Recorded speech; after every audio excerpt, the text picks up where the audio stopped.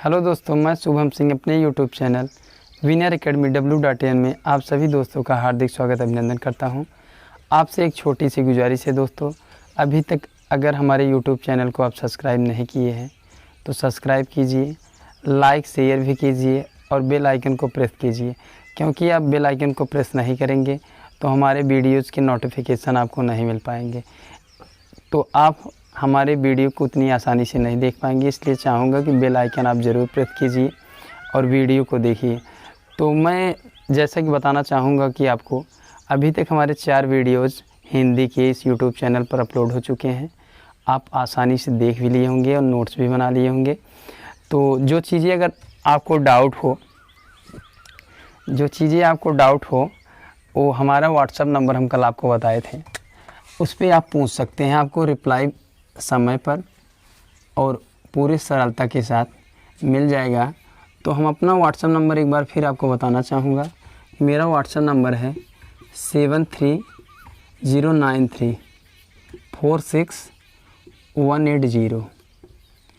आपका कोई भी डाउट अगर हिंदी सब्जेक्ट में है और जितना मैं पढ़ाया हूँ, अगर इसमें आपको कोई संशय हो, कोई दिक्कत हो, तो हमारे व्हाट्सअप नंबर 7309346180 पर आपका सुझाव सादर आमंत्रित है।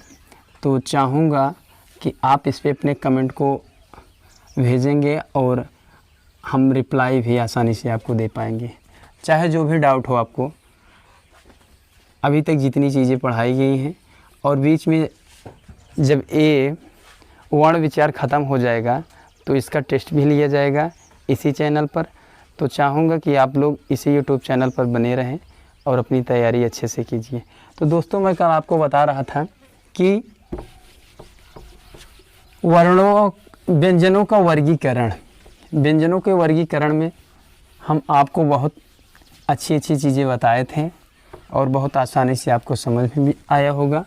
तो इसलिए चाहूँगा कि आप हमारे यूट्यूब चैनल पर बने रहें और जो चीज़ें पढ़ाई जा रही, चाहे मैथ हो, रीजनिंग हो, जीएस हो, हिंदी हो, आप नोट्स बनाइए और रिवीजन कीजिए। रिवीजन तो ज़रूर कीजिए, क्योंकि परीक्षा के समय जो ज़्यादा से ज़्यादा रिवीजन किया रहता है उसी का सिलेक्शन होता है और जो नोट्स बनाया रहता है। तो आओ दोस्तों देखते हैं हिंदी में।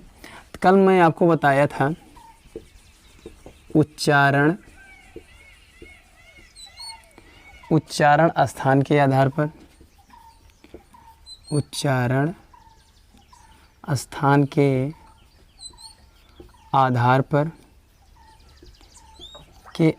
पर वर्णों का वर्गीकरण, वर्णों का वर्गीकरण, उच्चारण स्थान के आधार पर वर्णों का वर्गीकरण। तो दोस्तों बताए थे कि 5 प्रकार से इसका वर्गीकरण होता है। सर इतना दिख रहा है? तो इतनी हेडिंग डलवाए थे कल वाले वीडियो में कि उच्चारण स्थान के आधार पर वर्णों का वर्गीकरण 5 प्रकार से किया जाता है या होता है। तो आओ देखते हैं दोस्तों 5 प्रकार कौन कौन से हैं या कौन कौन से वर्ण हैं।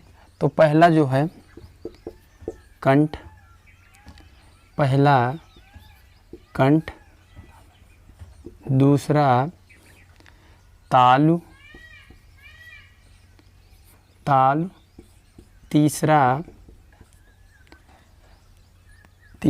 तीसरा मूर्धा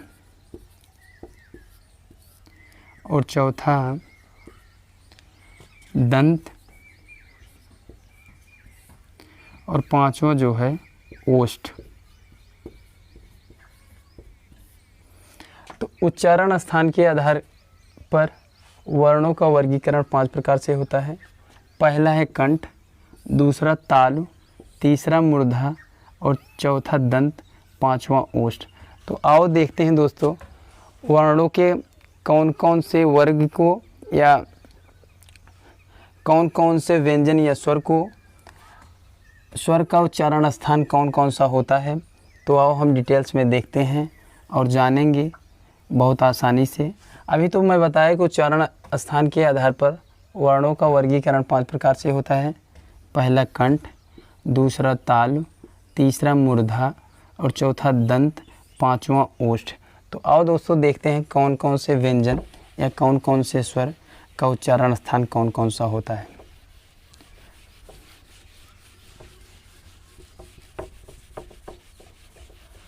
आप एक चार्ट बनाइएगा और चार्ट में पहले लिखिएगा वर्ण, व्यंजन या स्वर, क्योंकि वर्ण के भेद होते हैं व्यंजन और स्वर। वर्ण, व्यंजन या स्वर, व्यंजन या स्वर। उच्चारण स्थान, उच्चारण स्थान।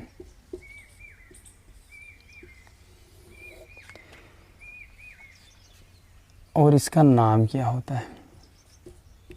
उच्चारण स्थान से थोड़ा भिन्न इसका नाम होता है और किस नाम से जाने जाते हैं।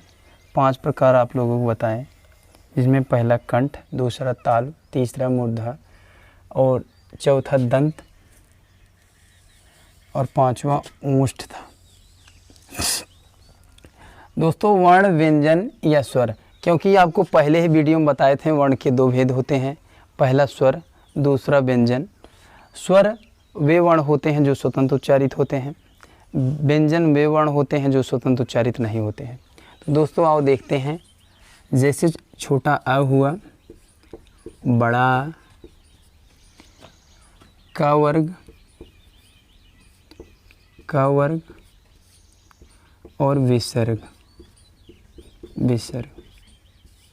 इनका उच्चारण स्थान होता है कंठ से, इनका उच्चारण स्थान होता है कंठ से, इनका उच्चारण स्थान होता है कंठ से, कंठ से। जिसका नाम होता है या मेन नाम कह सकते हैं, उसका नाम होता है कंठ।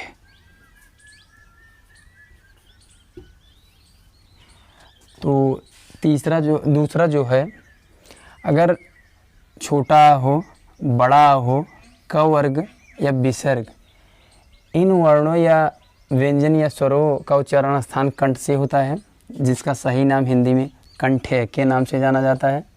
तो आओ इसके आगे देखते हैं, जैसे छोटी ई, बड़ी च वर्ग, च वर्ग या बड़ा सा। अगर ए वर्ण हो तो इनका उच्चारण स्थान तालु से होता है, तालु से होता है, जिसे हिंदी में तालव्य कहते हैं, तालव्य, जिसे हिंदी में तालव्य कहते हैं। अगर वर्ण में कोई भी स्वर हो या व्यंजन हो, क्योंकि वर्ण के भेद होते हैं स्वर और व्यंजन, चाहे छोटी हो, बड़ी हो, च वर्ग हो, च वर्ग हो या बड़ा सा हो, उनका उच्चारण स्थान तालु से होता है, जिसे हिंदी में तालव्य सकार बोला जाता है। तो आओ इसके आगे देखते हैं दोस्तों, जैसे री हो गया, री, री ट वर्ग, ट वर्ग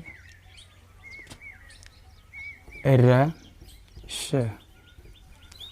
अगर ए वर्ण आते हैं तो इनका उच्चारण स्थान होता है मूर्धा,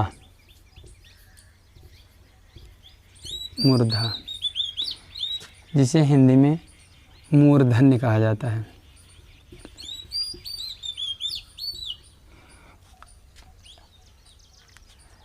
इसके आगे देखते हैं री,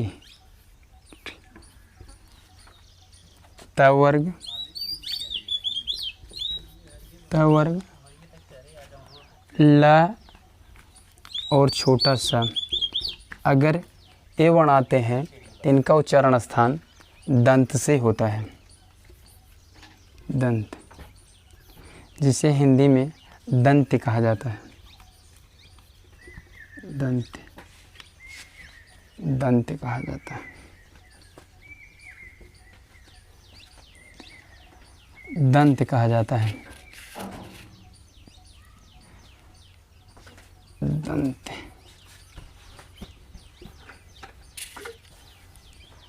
और इसके आगे देखते हैं कि जैसे छोटा ऊ, बड़ा ऊ, प वर्ग,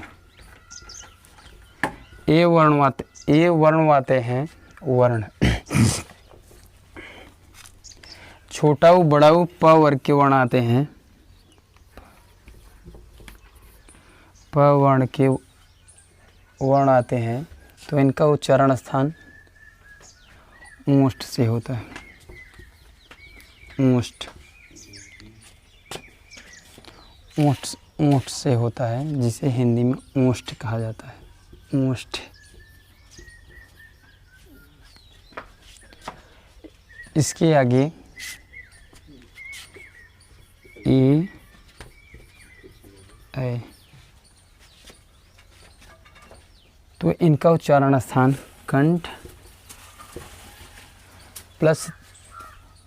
प्लस तालु से होता है, जिसे हिंदी में कंठ तालव्य कहा जाता है। तालव्य।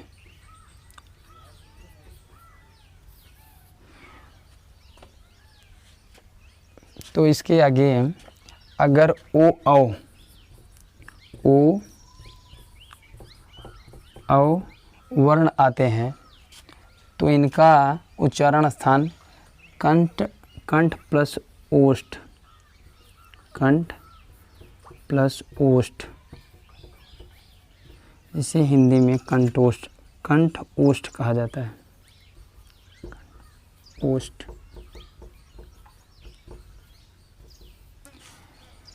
इसके अलावा अगर व वर्ण आता है,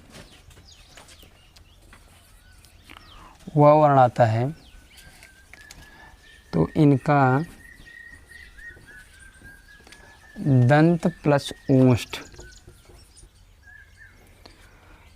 आपको यहाँ तक दोस्तों नहीं दिख रहा है, इसके ऊपर चाहूँगा आप इतना स्क्रीनशॉट ले लें, तो इसके बाद बता दे रहा हूँ। इसके ऊपर सर यहाँ तक दिख रहा है, यहाँ तक दिख रहा है, तो ठीक है, आप इसका स्क्रीनशॉट ले लेंगे। अगर देख लीजिए एक बार फिर कि छोटा हो, बड़ा का वर्ग या विसर्ग हो, तो उसका उच्चारण स्थान कंठ से होता है, जिसे हिंदी में कंठ के नाम से जाना जाता है। छोटी बड़ी च वर्ग या और बड़ा सा हो, तो उसका उच्चारण स्थान तालु से होता है, जिसे तालव्य कहते हैं। और री ट वर्ग रस मूर्धा से होता है इसका उच्चारण स्थान, इसे मूर्धन्य कहा जाता है। इसी प्रकार से सभी वर्णों को दिखाया गया है। तो मैं समझ सकता हूँ कि आप समझ रहे हैं अच्छी तरीके से, और यहाँ तक आपको नहीं दिखाई दे रहा था, इसलिए इसके बाद वाला इसके ऊपर लिख देते। तो आप इसका स्क्रीनशॉट ले लीजिए। तो आओ इसके आगे देखते हैं।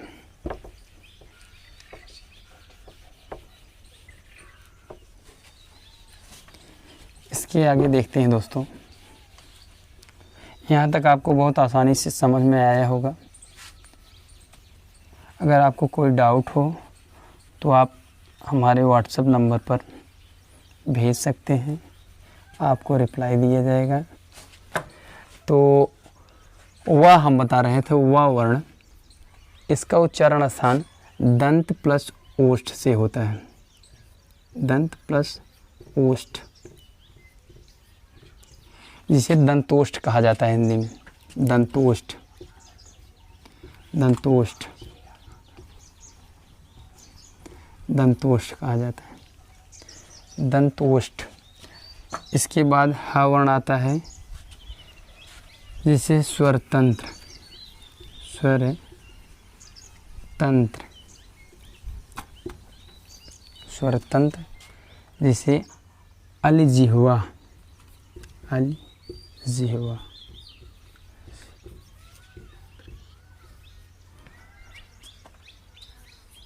अगर अंग वर्ण आता है तो इसका उच्चारण स्थान नासिका से होता है, जिसे हिंदी में नासिक के कहते हैं।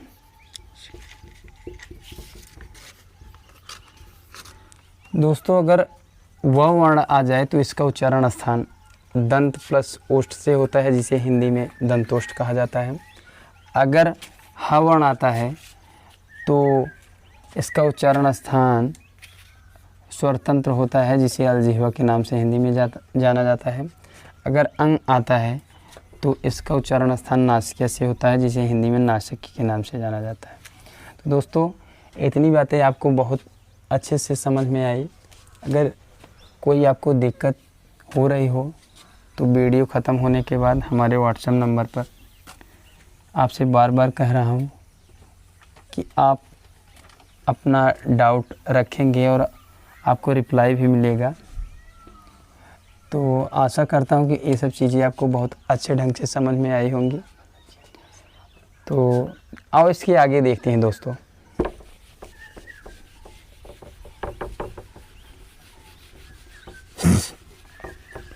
सभी चीज़ें बहुत ही मोस्ट इम्पॉर्टेंट हैं, चाहे हिंदी हो, चाहे रीजनिंग हो, चाहे मैथ हो। आपको सब सब्जेक्ट पढ़ना है और अच्छे से नोट्स बनाइए, आपको कोई दिक्कत नहीं होगी।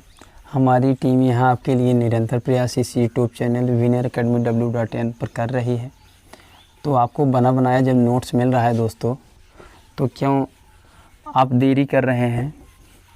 आइए आज ही हमारे यूट्यूब चैनल से आप जुड़िए और अपने तैयारी को अच्छा बनाएं और सिलेक्शन तक आसानी से पहुँचें। दोस्तों, इसके आगे देखते हैं ओ वर्ण जो बना है। ओ, ये दो वर्णों के योग से बना है। अ प्लस उ, छोटा प्लस छोटा ऊ के योग से तब जाके ओ बना है। तो छोटा आ का उच्चारण स्थान हम आपको बताए थे कंठ से होता है, कंठ से, और ऊ का ओष्ठ से होता है उच्चारण स्थान, ओष्ठ से। इसलिए इसे कंठ ओष्ठ के नाम से जाना जाता है, कंठ ओष्ठ, ओ को। और एक वर्ण है ए, जो दो वर्णों से मिलकर बना है, छोटा प्लस छोटी।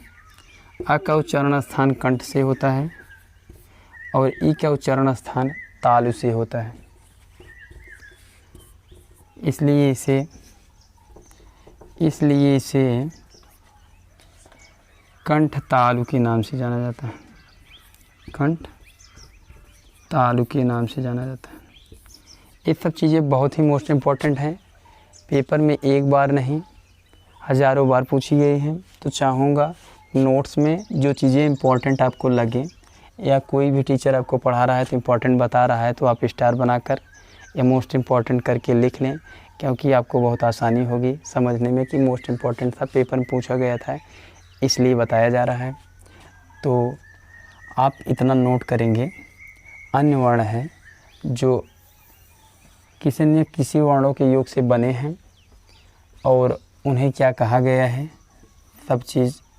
सब चीज़ें आपको यहाँ दिखाई गई हैं। तो आप अपने नोट्स में इसे नोट करेंगे। तो आओ दोस्तों, इसके आगे देखते हैं। हिंदी के अन्य वर्ण, हिंदी के अन्य वर्ण, हिंदी के अन्य वर्ण, हिंदी के अन्य वर्ण, हिंदी के अन्य वर्ण, हिंदी के अन्य वर्ण। इसमें पहला है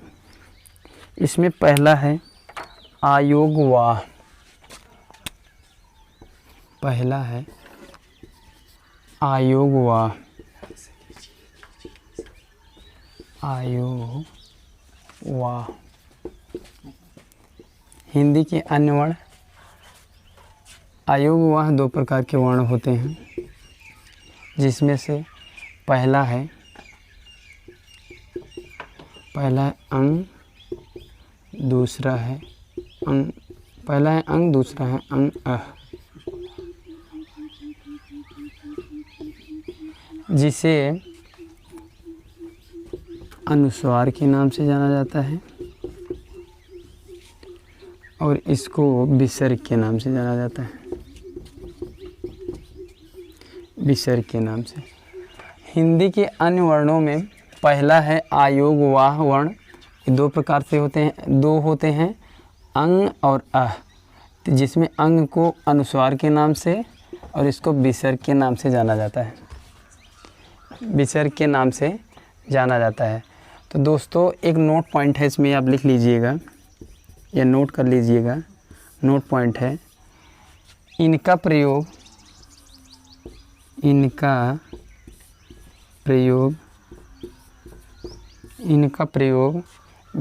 वर्णों के साथ नहीं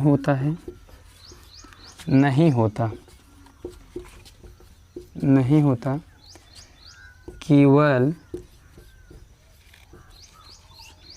केवल स्वर के साथ प्रयोग होते हैं, केवल स्वर के साथ प्रयोग होते हैं।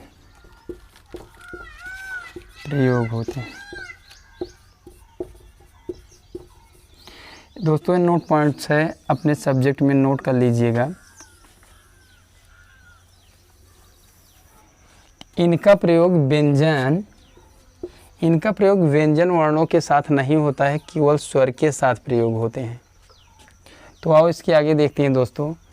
और एक और नोट पॉइंट है, इसको भी लिख लीजिएगा। सर दिख रहा है इतना? दिख रहा है सर इतना?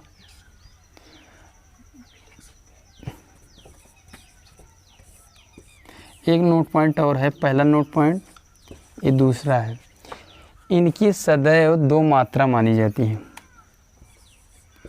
इनकी सदैव दो मात्रा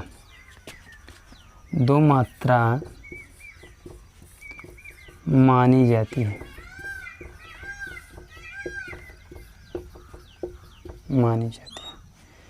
दो पॉइंट्स हैं, नोट पॉइंट्स, इसमें आप नोट करिएगा दोस्तों।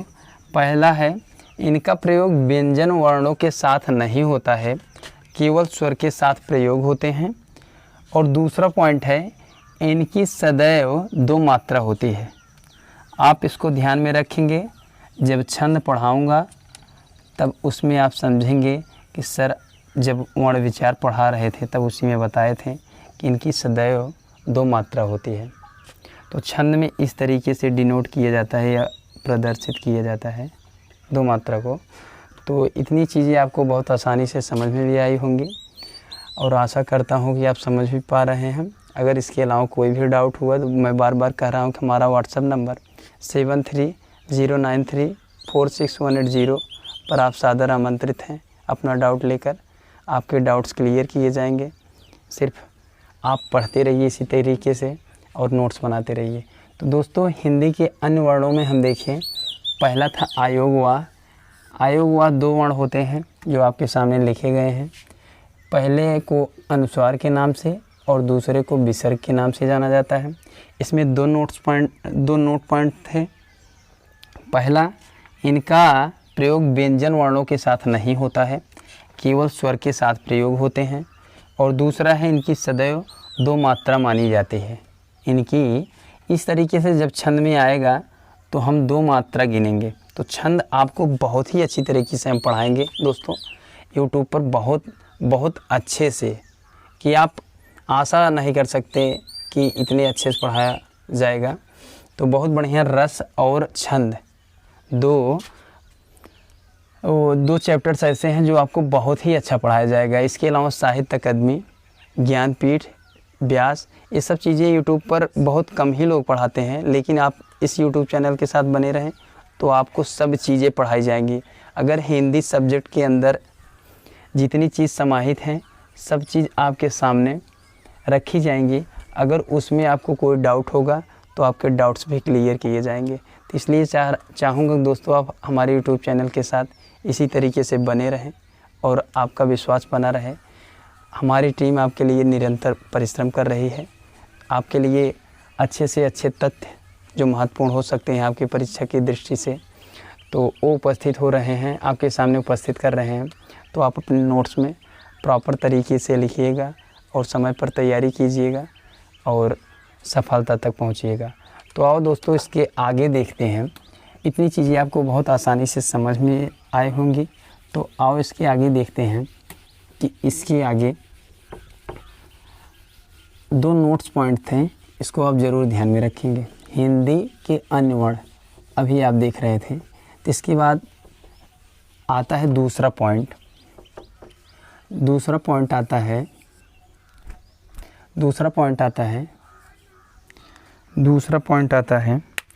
संयुक्ताक्षर। दूसरा पॉइंट आता है संयुक्ताक्षर।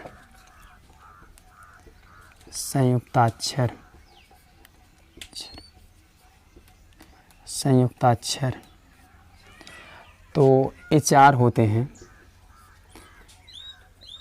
तो हिंदी में संयुक्ताक्षर वर्णों की संख्या 4 होती है और चारों इस प्रकार हैं: छ, त्र, ज्ञ और स्र। यही 4 वर्ण होते हैं जो संयुक्ताक्षर वर्ण के नाम से जाने जाते हैं। ये 2 वर्णों या 2 से अधिक वर्णों से मिलकर बने होते हैं, इसलिए इन्हें संयुक्ताक्षर कहा जाता है। तो दोस्तों आओ देखते हैं छ किन किन वर्णों के योग से बना है। तो सबसे पहले देखेंगे छ जो है क प्लस स प्लस छोटा, इन्हीं तीनों के योग से बना है। पेपर में पूछा भी गया है कि छ किन किन वर्णों के योग से बना है। तो अगर आपको आपके विकल्प में ए दिया रहेगा तो बहुत कम ए दिया रहता है। अगर ए दिया रहेगा तो आप ए टिक करेंगे, नहीं तो अधिकतर पेपर में यही मिलता है। का हलंत प्लस स के योग से बना है। अगर ए भी दिया है तो ए भी सही है, अगर ए नहीं दिया है तो ए ज़रूर दिया रहेगा और यही सही होगा। पेपर में यही दिया जाता है। तो दोस्तों त्र दूसरा संयुक्त अक्षर है त्र। त प्लस र प्लस अ, ये तीनों के योग से बना है। या त हलंत प्लस र के योग से बना है। दोनों एक ही चीज़ें हैं, आप समझ सकते हैं। इसके बाद आता है ज्ञ। हम संयुक्ताक्षर की बात कर रहे थे। संयुक्ताक्षर किन किन वर्णों के योग से बना है आपको दिखा रहे हैं। आप बहुत आसान तरीके से देख रहे हैं, एकदम अच्छे तरीके से। तो ज्ञ जो होता है ज प्लस इ प्लस अ के योग से बना है। अ के योग से बना है, या इसे ज प्लस इ के योग से बना है। इसके बाद स्र है, दिख रहा है सर इतना।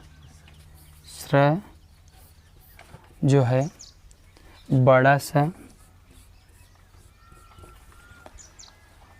प्लस र प्लस अ,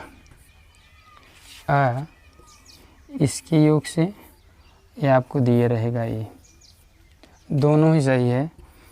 बड़ा सा प्लस र। तो आप देख रहे थे दोस्तों संयुक्ताक्षर। संयुक्ताक्षर 4 प्रकार के होते हैं, जिसमें से पहला है छ, दूसरा त्र, तीसरा ज्ञ और चौथा स्र। तो किन किन वर्णों के योग से बने हैं ये संयुक्ताक्षर, हम इसको आपको बहुत अच्छे तरीके से दिखाएं और समझ सकता हूं कि आप अच्छे तरीके से समझ भी रहे होंगे। तो यही चारों संयुक्ताक्षर होते हैं जो अन्य वर्णों के योग से बने होते हैं। अन्य वर्णों के योग से बने होते हैं। तो दोस्तों इसका स्क्रीनशॉट लीजिएगा।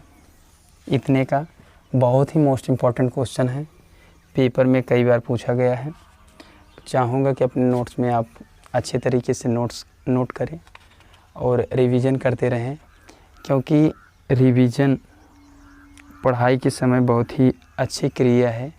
और अगर आप रिवीजन करते रहेंगे तो पुरानी चीज़ें आपके दिमाग से नहीं हटेंगी।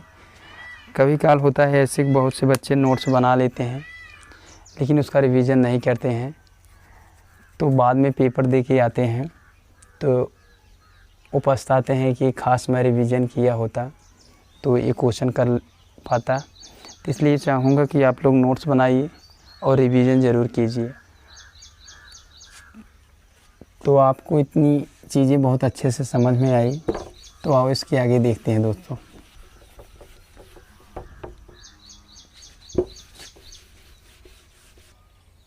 दोस्तों आपको बता रहे थे संयुक्त अक्षर जो 4 होते हैं किन किन वर्णों से बने होते हैं आपको दिखाएं, और आप अच्छे तरीके से नोट किए होंगे अपने नोट्स में। तो आओ इसके आगे तीसरे नंबर का देखते हैं, विकसित स्वर। तीसरा नंबर का विकसित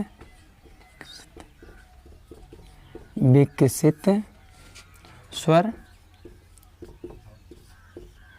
अनुनासिक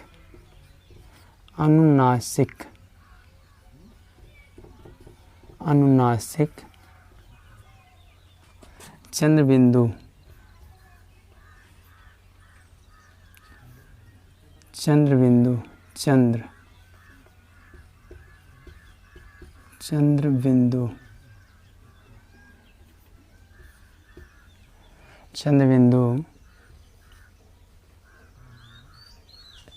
विकसित स्वर, अनुनासिक या चंद्रबिंदु आपको हम बताए थे कि इस तरीके से होता है। और इसके बाद चौथा नंबर का है ताड़न जात। ये सब चीज़ें दोस्तों आपको बताया गया था जब व्यंजनों का वर्गीकरण हम आपको बता रहे थे, तो ये सब चीज़ों का जिक्र किया गया था उस वीडियो में। तो आपको कोई दिक्कत नहीं होगी। तो अगर कोई दिक्कत होती है तो आप अपना डाउट हमारे यूट्यूब चैनल पर भी कमेंट कर सकते हैं और व्हाट्सएप नंबर पर भी भेज सकते हैं, तो आपको सभी चीज़ें क्लियर कर दी जाएंगी। तो ताड़न जात चौथा है, ताड़न जात उच्छिप्त द्विगुण विकसित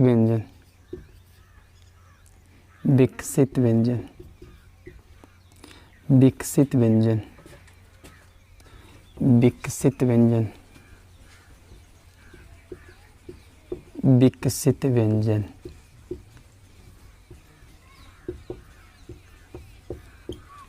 दो होते हैं,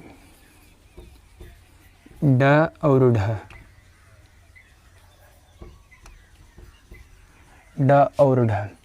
इतना दिख रहा है सर। तो तीसरा है विकसित स्वर या अनुनासिक या चंद्रबिंदु, सब एक ही नाम है। एक चीज़ जैसे विकसित स्वर हुआ तो उसका ही नाम उपनाम है अनुनासिक चंद्रबिंदु। और जो चौथा हुआ ताड़न जात, उसी का नाम उच्छिप्त द्विगुण विकसित व्यंजन के रूप में जाने जाते हैं, जो इस प्रकार लिखे गए हैं। ड और ढ दो होते हैं। तो उस दिन हम आपको बताए थे कि उच्छिप्त का शाब्दिक अर्थ होता है फेंका हुआ।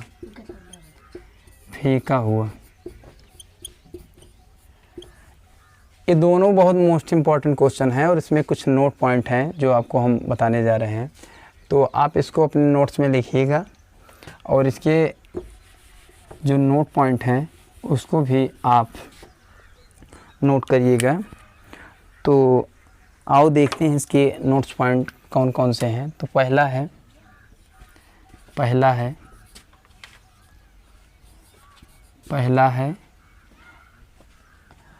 है इन्हें स्वर रहित नहीं किया जा सकता। इन्हें स्वर स्वर रहित नहीं किया जा सकता। स्वर रहित का अर्थ होता है दोस्तों, इन्हें स्वर के बिना नहीं लिखा जा सकता। स्वर रहित नहीं किया जा सकता, नहीं किया जा सकता। पहला नोट पॉइंट है कि इन्हें स्वर रहित नहीं किया जा सकता, और दूसरा नोट पॉइंट है, पहला ये हो गया, दूसरा है इनसे कभी नए शब्दों का आरंभ नहीं होता। इनसे कभी नए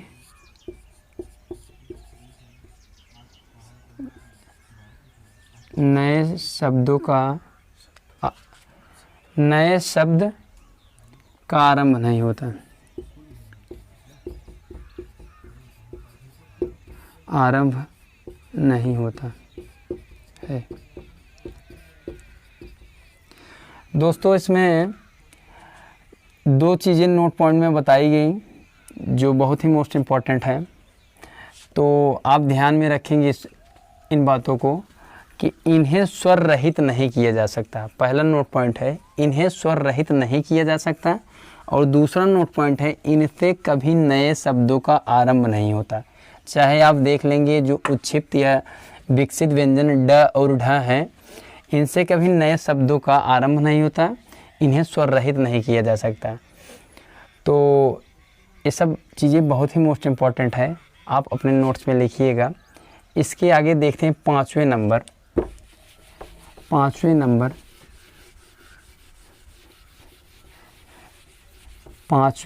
के वर्ण। हम हिंदी के अन्य वर्णों की बात कर रहे हैं दोस्तों। तो पाँचवें नंबर का वर्ण जो है, पाँचवें नंबर का जो वर्ण है विदेशी स्वर,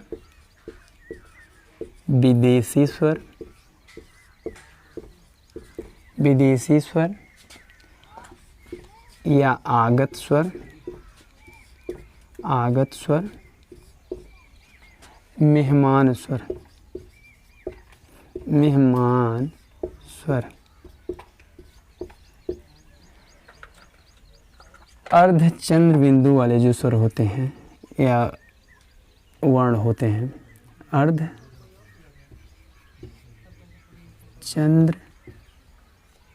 बिंदु वाले जो स्वर होते हैं विदेशी स्वर या आगत स्वर या मेहमान स्वर के नाम से जाने जाते हैं। मोस्ट इम्पॉर्टेंट चीज़ें हैं, आप स्टार बनाकर अपने नोट्स में लिख लीजिएगा दोस्तों। और 6वें नंबर का जो है वो है विदेशी व्यंजन।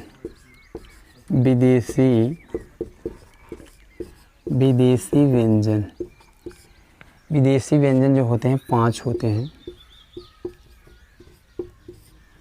जो इस प्रकार हैं: क, ख,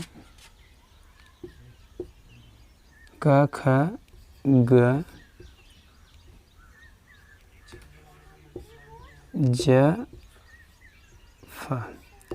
आपको हम व्यंजनों का वर्गीकरण में दिखा रहे थे कि अगर वर्ण के ऊपर बिंदु लगा है तो किस नाम से जाना जाएगा, ये भी बताए थे। अगर वर्ण के दाएं और बिंदु लगा है तो किस नाम से जाना जाएगा, वो भी बताए थे। और अगर बाएं वर्णों के बाएं ओर अगर चंद्र बिंदु लगा है तो किस नाम से जाना जाएगा। ये सब चीज़ें पहले वाले या दूसरे वाले वीडियो में बताए थे, तीसरे वाले वीडियो में बताए थे आपको। ये सब चीज़ें आप समझ रहे हैं। अगर इस वर्ण के दाएं ओर बिंदु लगा है तो इसे नुक्ता के नाम से जाना जाता है। और यही विदेशी व्यंजन भी होते हैं जो अरबी फारसी भाषा के होते हैं। अरबी फारसी भाषा के होते हैं। अरबी फारसी भाषा के होते हैं।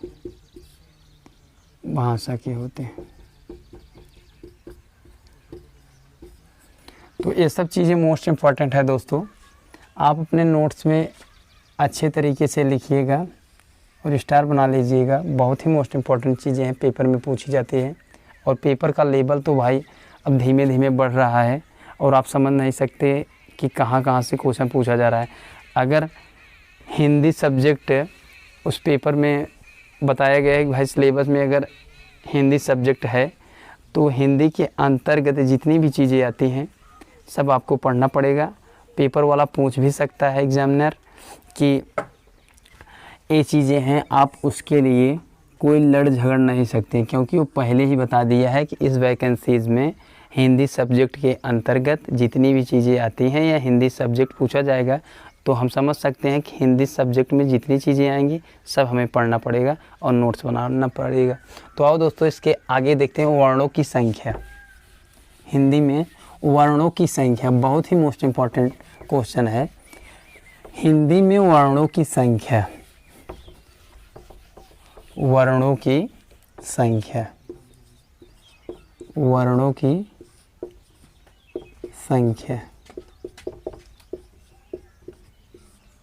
वर्णों की संख्या। हिंदी में वर्णों की संख्या, तो स्वर जो होते हैं, पहले हम आपको पहले वीडियो में बताए थे कि वर्ण के दो भेद होते हैं, पहला स्वर और दूसरा व्यंजन। स्वर हिंदी में मूल रूप से 11 होते हैं। हिंदी में मूल रूप से स्वरों की संख्या 11 होती है और व्यंजन जब हम पढ़ा रहे थे तो व्यंजनों की संख्या आपको 33 बताए थे। तो टोटल आप जोड़ेंगे तो 44 होगा, जो मूल वर्ण कहे जाते हैं। हिंदी में मूल वर्ण या साधारण वर्ण के नाम से जाने जाते हैं, वर्ण के नाम से जाने जाते हैं। अगर पेपर में आपसे पूछा जाए मूल वर्ण या साधारण वर्णों की संख्या हिंदी में कितनी होती है तो आपका आंसर 44 होना चाहिए, क्योंकि हिंदी में 44 ही मूल वर्ण माने जाते हैं। और इसके आगे आपको कल वाले वीडियो में पढ़ाएंगे दोस्तों। आज का टॉपिक यहीं पर ख़त्म होता है और चाहूँगा कि आप लोग अच्छे तरीके से नोट किए होंगे। तभी चीज़ें बहुत ही मोस्ट इम्पॉर्टेंट हैं, आप ज़रूर नोट्स बनाइए। बार बार आपसे यही निवेदन कर रहा हूँ, नोट्स बनाइए। आप बिना नोट्स की कोई तैयारी आप नहीं कर सकते, चाहे जिस चीज़ की हो, चाहे पुलिस हो, यूपीएसआई हो, लेखपाल हो या यूपी SSS के अंतर्गत जितनी वैकेंसी जाती हैं उसकी अगर आप तैयारी कर रहे हैं तो धीमे धीमे चीज़ें जो आप सीख रहे हैं उसे आप नोट्स बनाइए, नोट्स में लिखिए और रिवीजन कीजिए। रिवीजन करना ही आपके लिए बहुत फ़ायदेमंद होगा परीक्षा के समय। तो आपका हमारा वीडियो आपको कैसा लगा कमेंट ज़रूर कीजिएगा हमारे YouTube चैनल पर। अगर आपका कोई डाउट हुआ तो हमारे व्हाट्सएप नंबर पर आप सादर आमंत्रित हैं अपना सुझाव लेकर। चाहे कोई अच्छी बात हो, चाहे गलत बात हो या हमारे चैनल के प्रति आपके कुछ सुझाव हों तो आप हमारे YouTube चैनल पर सादर आमंत्रित हैं अपना डाउट लेकर। बस आज की क्लास यहीं ख़त्म होती है दोस्तों। धन्यवाद।